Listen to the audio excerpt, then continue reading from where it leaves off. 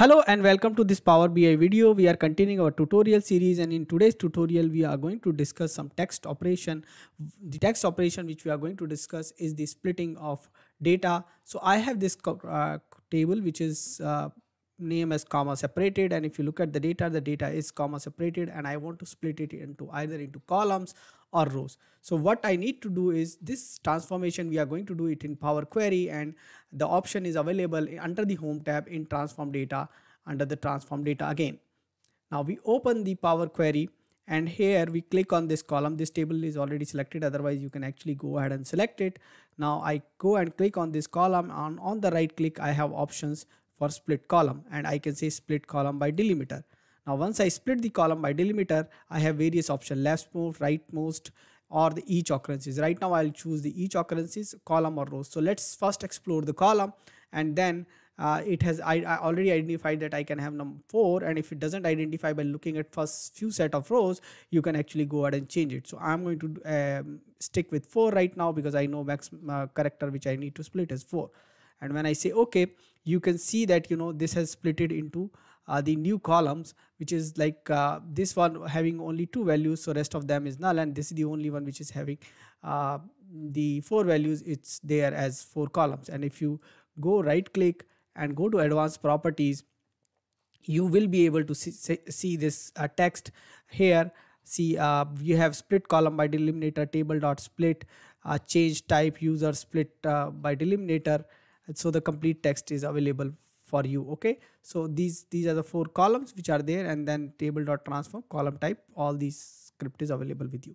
Okay, now what I can do is I can actually go ahead and remove these to transformation, and I'm back. So if in case you have done some transformation, you want to revert it back, you can cross it. Now I would like to try one more option, which is basically I would now this time would like to split this, but split into rows. So again, split by delimiters, but I'm going to this time says into rows and double quote string. That's fine with us. Okay, so now you see this got splitted, and this might seem much more cleaner way. Now depending on the what kind of need you have, you might split it into a rows or into columns. Again, you can go ahead, look into the advanced editor and find the script which has been executed, and similar kind of script you can write down if you actually wanted to manually write it down, or you can actually do some changes if required.